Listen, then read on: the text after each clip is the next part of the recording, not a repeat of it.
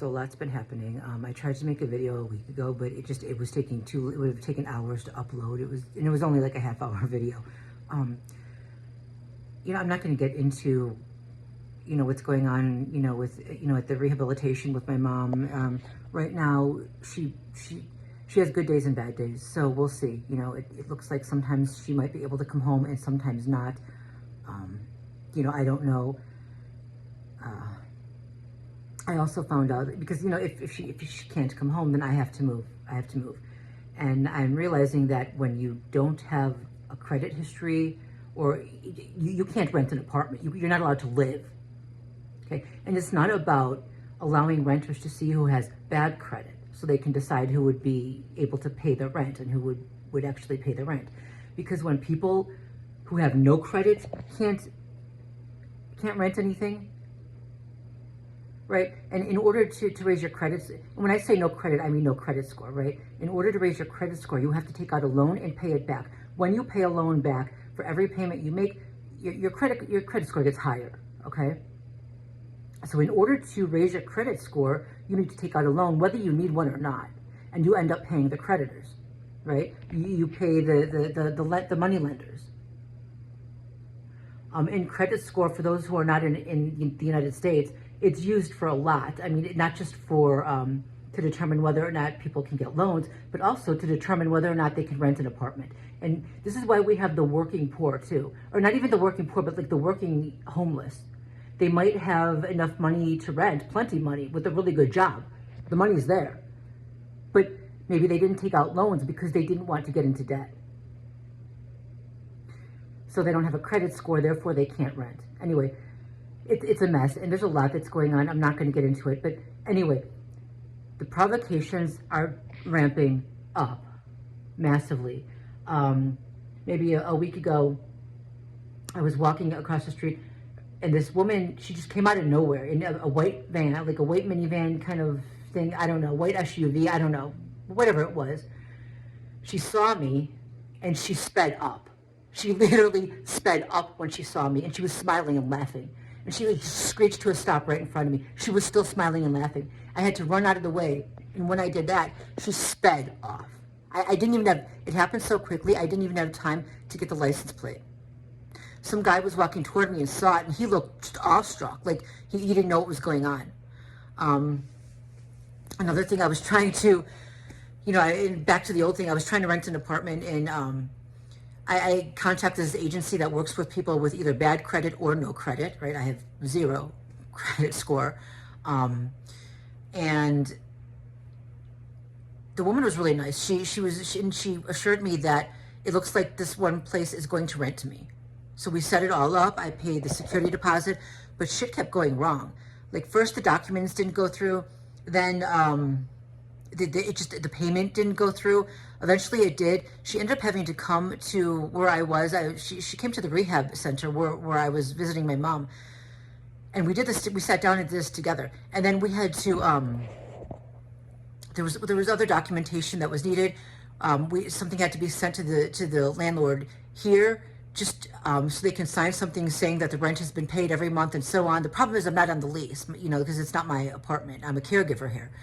Anyway, even though it's my permanent address. So anyway, so she sent the woman at the building here the document to sign, and the woman opened it up, and I was talking to her. You know, I called her to make sure she got it, and then when I was on the phone with her, the lady I was with wanted to speak with her, and then the lady, she said she looked weird, like she was confused, and when they hung up, she told me that the woman here had tried to open the document, and it was all in hieroglyphics, or hieroglyphs, whatever, right? Now, I understand, my first thought was, okay, so it was encrypted, but why Egyptian hieroglyphs? Why? Then a day later, everything fell through because the agency said they didn't get the documents that were sent in, and I did send them the documents. I sent them proof of the money that I finally have coming in. I sent them, and it's not a lot, but it's enough for the rent, right? I sent them, you know, everything they asked for, and they said they didn't get it. And this poor woman, she went out of her way to try to help me, right? But she said she has never experienced this many difficulties before. And I know that we're both being fucked with, right? Anyway, a lot's happened. But so today, as I was leaving, I decided I was leaving the rehab facility. I decided to take a different I walked down a different way because I wanted to stop somewhere before I got on public transport. Okay, so a guy walks past. He walks past and he kind of smirks, looks at his phone, looks back at me, smirks, presses something, and then puts the phone back as soon as we walk past each other, like in opposite directions. Yeah. Okay. And he was white with curly, sandy blonde hair. Okay, moving on. Maybe a block later, a guy walks toward me, and this time, this guy was about my height, but really dark hair, right? And he made a gesture that only, like, I use this gesture, my mom and I do. It's a positive thing. It's like a sign of support and love and good job, right? But it's not common. And the only people who would know that we do that are the staff at rehab, because they're the only people who are there to see us do that, right? And it's not a common thing. He walks by, he looks at his phone, he looks at me, he makes the gesture, he makes a big deal out of it, looks right at me and does it, and then he walks on. I walk on. Fast forward, I'm on the train, right? And finally, we're almost home. I'm almost home. This guy changes cars. He walks from one car to the other, to the car that we're in. And this was going to be the massive provocation. I know they wanted me to snap in public. They wanted me to finish him in public and get myself just thrown in prison for life. He mimicked my mannerisms. And I mean the little twitchy, not little, they're not even little, the twitchy kind of the stimming that I do. It's I'm not going to describe it because then the perpetrators are going to start doing it with you all just to reference me, right? But people don't do that in public. People don't do that at all. It's a tick, it's a stim, it's and it's nothing bad, but still. And when they do it with me, they usually over exaggerate too. So the hand gestures, the facial movement, he did it, and at first, he just stood there he walked into our car from the other car. The train was already moving, and he did it, and slightly, and not slightly, but he didn't over exaggerate yet. And I ignored it. I'm holding onto the bars, and I'm trying not to flinch because there are cameras everywhere. At some point, if they want a provocation because it looks like the target then snapped over nothing because these sick fucks look like they're doing nothing wrong. It might look a little weird. Well, it would look like he had a twitch or something. So I didn't respond, and then he did it again. He made damn sure to do it as intensely and over-exaggerated as he possibly could. He stood there doing it, and he walked on.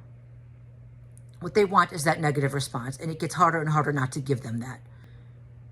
Yeah, that's what's happening. I have a friend who is in a homeless shelter, and she's biologically female. And, she said she just wishes that there could be a shelter that was just women only, women only. And, I understand that because, that would stop the sexual assault from men. That's not to say that women never do it, but it would stop a sexual assault from men, right? And it would stop the risk of being, knocked up by one of your by one of the people hunting you, and then being locked into a lifelong relationship with him and the psychopaths he's working with, right? So it would prevent that. Not that women can't be abusive, of course they can. But in that's kind of the point, which is it would prevent the physical assault. So I totally get that. Yeah, right. I understand that. Unfortunately, it wouldn't prevent other types of assault because there are always women who will work for the perpetrators, right? They will sneak cameras in. They will help them sexualize you. They'll help the male perpetrators sexualize even other women, even young girls. They'll help them do it. And whatever lies they're told, they want to believe because they have to justify what they're doing. You're just not safe anywhere. Anyway, this video is getting too long, and I don't want another, I don't want it to fail, to take hours to upload. I'm done. I'll get to the rest of it later, or tomorrow, or next week. I don't know.